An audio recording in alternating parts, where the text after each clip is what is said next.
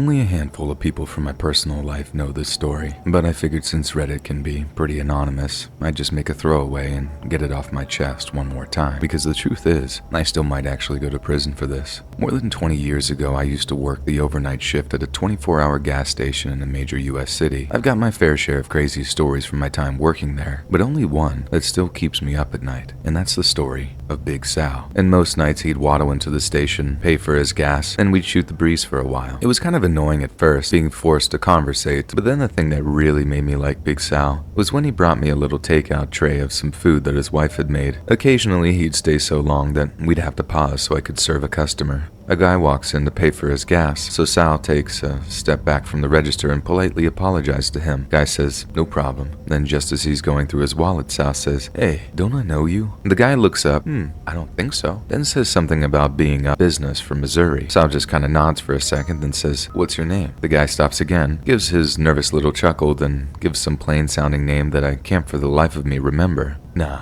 that's not you. You're..."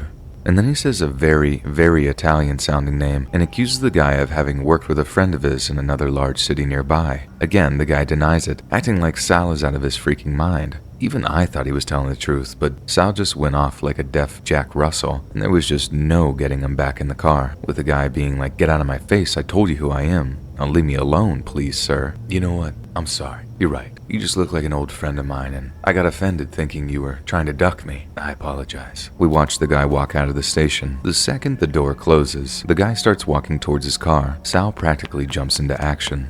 I see Sal reaching into his waistband for something. Then bang, bang, bang, bang.